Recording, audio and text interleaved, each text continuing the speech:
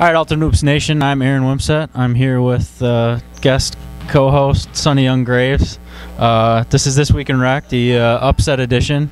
4 games tonight. Rubio Tuesdays wasn't able to get 5 people, unfortunately, tonight, so they forfeited. So we had 4 games tonight, and all of them were upsets. Before we get to tonight's games, let's talk about MVPs. Today, article was posted. You can go online right now and vote for MVP. 6 candidates. Kind of a good year or good season for everybody.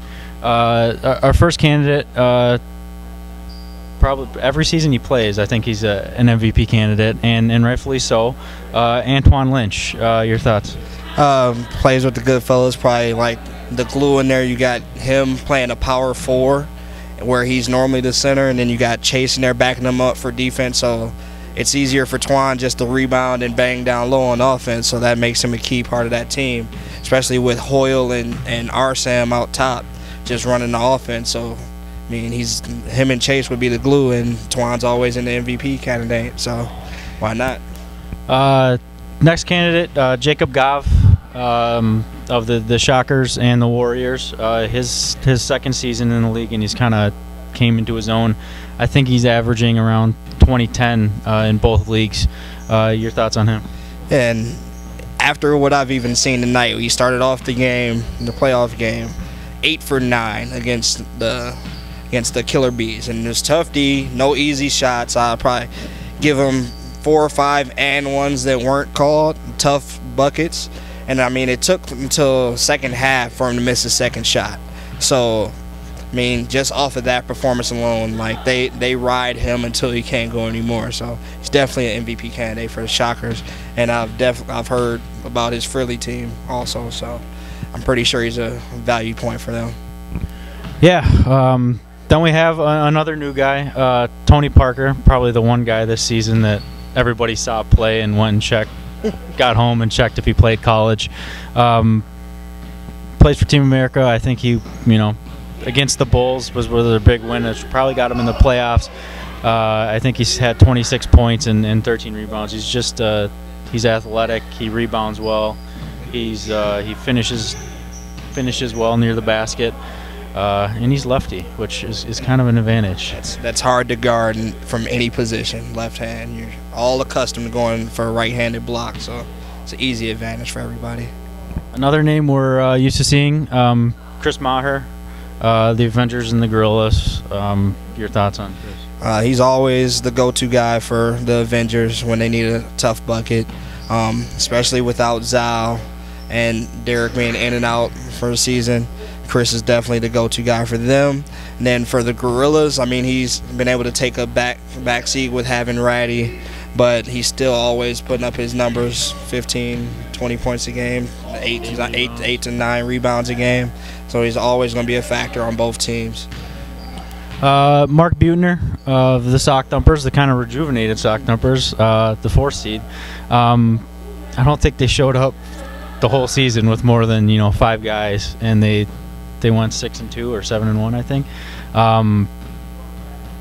He's averaging like 27, 28 points a game, and the guard play with him and Zach McRae, that's really been the difference in the Sock Thumpers this year. So, then our last candidate, Dustin DuPont, the Rebels, and off constantly. Your thoughts on Dustin? Mr. Full Court D. The one guy that tires out every point guard in the league, whether you get by him or not. So, I mean, he's always a defensive factor, and with the teams that he's had now, especially with the Rebels adding offense with Apple, he's able to just focus hard on D and pressure the ball. So, again, you can vote online. It's up. Voting will close next Friday at noon. So get your vote in before then. On to the nice games. We had a bunch of good ones. Again, 4 games, all upsets. First game, not as much as an upset as the other ones, but Team America versus the Muskies. Team America came out pretty well in this game. It was a close game until Fob started turning up the defense. I think Fob had like 16 or 17 steals Final score 64-80. That was the difference in the game. Kind of talk about Fob's. Sorry, the Muskies defense. Sorry, Casey.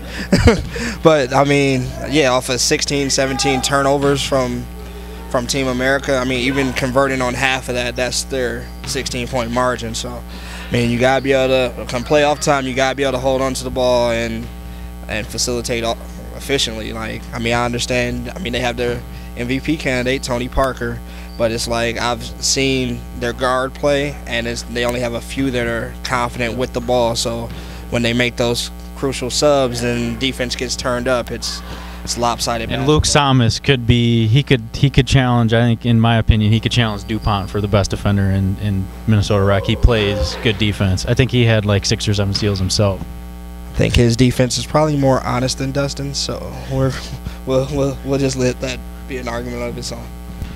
Our second 7 o'clock game, Shockers Killer Bees. I only saw the end, so why don't you talk about the start up until the interesting part? So it was back and forth in the beginning. Shockers going to Jake, and I believe it was Ethan, couldn't get anything going inside. He started off the game maybe 0 for 6, 0 for 7 on the inside, until he finally drained a 3 maybe with 8 minutes to go. But Dre carried the Killer Bees, and then you had Jerry chipping on defense. He had about 3 or 4 steals, just popping balls from the back. Other than that, it was just a hard-fought battle. Killer Bees were up. They missed their free throws at the end of the game. Shockers came out, hit 2 straight threes to cut the lead from 9 down to 3. Got an and one from Aaron on an offensive rebound. Put back. He missed the free throw, and they're down 1, and then they got the ball back off a tip out of bounds. And then actually, no, they called a timeout. Called a timeout. Killer Bees missed their free throw. Aaron comes down, drains a 3 to go up 2. Probably, I think when they called the timeout, there was about 5 seconds left. I think the clock was, I mean, it was pretty close. Ball went through, horn went off. Refs were generous and gave Killer Bees a second to get a shot off, fade away from half court from was number 8. Brad Carmen. Brad fade away 3 from half court, not a chance, and Shockers advance, another upset for the night. Barracudas Red Devils. I honestly thought that the Red Devils would come out and they'd get ahead by 15 and cruise. The Cudas came to play. Cudas win 53-48. And low scoring game. And the funny thing is, Trey and Jordan Van Ort were here to support their team, coaching on the sideline. Trey said he was the comic relief, heckling the refs. But, I mean, he was coaching on the sideline. They were playing hard. I was joking with Luke on the side because they were playing their 2-3, and the Barracudas couldn't get a good shot, and they held the ball for like 3 minutes on 1 possession because they couldn't get an open shot, and they almost turned it over by about 3 or 4 times in that possession. And I was like, all right, so the score will be 20-25 at the end of the game. It ended up being 18-20 at halftime. And then come back out, and second half is when they came out of man. It was just a disaster. Yeah, it still kind of blows my mind why they came out of that zone. Yeah, they weren't scoring, but yeah, they held the Barracudas. I think they only scored 18 points in the first half. But Casey Ehrenberg hit, I think, 2 big threes in the second half. He had an and 1 3. And then that was, I think they went up by 6 or 7 on those 2 threes, and that was the difference. I got a chance to interview Marcus Burry of the Barracudas. Here's that interview now. All right, Ultimate Hoops Nation. I'm here with Marcus Burry of the Barracudas. Yes.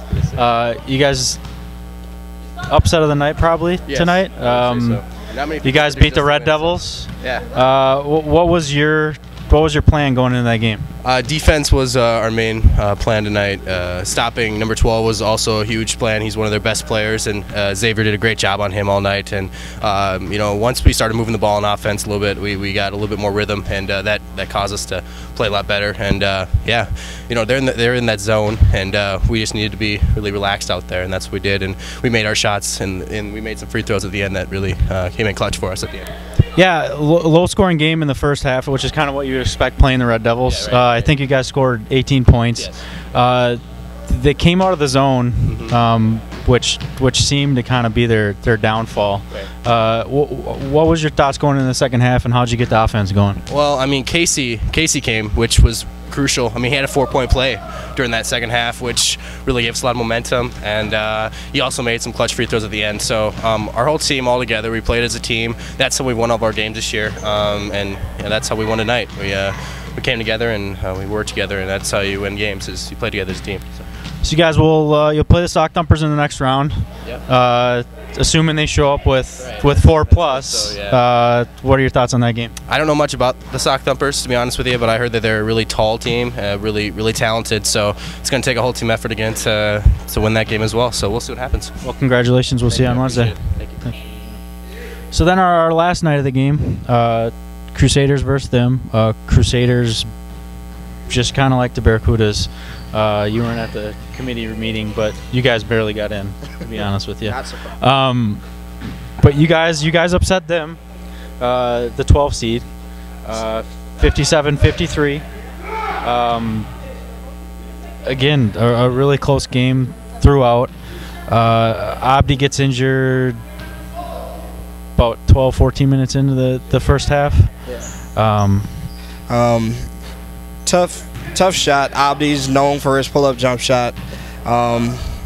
There, Jordan sets a screen on JC, and Abdi goes over the top, just pulls up, and as JC's trying to fight over the screen, Abdi comes down on his foot, just rolls his ankle, and it was a bad roll, so he sat out the rest of the game, which, I mean, with them only having one sub, was a tough break. But luckily, Casey only played part of the game earlier, maybe 10-15 minutes of his first game, so he was still fresh. But so I mean, no real excuses besides if they were up, we would be able to foul Ant, and that was about it. Yeah, another kind of a weird game. Quinn Brown, who's playing defense on Rieger for the most part for the first half and some of the second, he got into foul trouble. I think Rieger had he shot like 10 free throws or whatever and went 9 for 10. But Q got in trouble. I think you guys only had 1 or 2 field goals in the second half. The rest was free throws. I mean, I can believe it because we get nervous in the backcourt and we see the pressure and just kind of just want to get it up quick. We just need to take our time.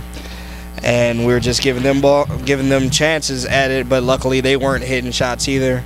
It was just whenever they would score, we would score, and we'd just trade buckets, and then we'd just have a dead freeze with no one scoring, and a lot of crying to the refs when we just need to play through it. So, did you? What was your guys' plans going into the game, and do you think them got tired at the end there? Yeah, they got tired. They were trying to press up, just so they can get ahead, so they can coast. But I know our plan right off the bat. Mike sent out a text this morning like, all right, we got them, it's time for revenge. Like, we wanted it in the season, but we'll take it in the playoffs. So they off the jump, we were already ready to end that game from start to finish. All right, so we won't predict every game, but we'll read through them all, and you're gonna pick your upset special. And a quick thank you to Brian for coming here instead of St. Louis Park. We definitely needed you more than Neil and Hans, so appreciate that. Their playoffs don't start yet, so. So 8 games Wednesday night in Bloomington South. We have Off Constantly versus Crusaders. We have Fob 5 versus Avengers. Fob Revive versus Avengers. Muskies Goodfellas. Blue Chips versus UOENO. The Rebels Shockers. The Warriors and Squires. And the Rillas and Bulls North. What's your what's the most interesting game to you, and what's your upset? Probably the most interesting game will be Gorillas and Bulls, just because I know the history between Izzy and Gino. That's going to be a hard-fought battle. And I mean, I wouldn't be surprised if, I would think the Bulls are the upset in that, right? Or no, the Gorillas would be the upset. But I feel like the Bulls will pull that out. They're more defensive-minded compared to Gorillas, more all offense except for Bryant, and then it's more relaxed on our defense. So that would probably be the game of the night, is Gorillas Bulls. Any final thoughts? Good luck to everybody. Reed, your bracket's busted. Izzy, we're working on yours now. Briggs, who did he pick? Who did Briggs pick? Blue Chips. Yeah. There he goes. He picked the Blue Chips. I think he said the Blue Chips, or Izzy said the Blue Chips are the only people who have a chance to upset the Gorillas, if I'm correct. So. Oh, yeah. So that wraps it up for tonight. We'll see you guys next Wednesday, Sweet 16 in Bloomington South. Then the Elite 8 will be back here in Fridley. We'll see you next week.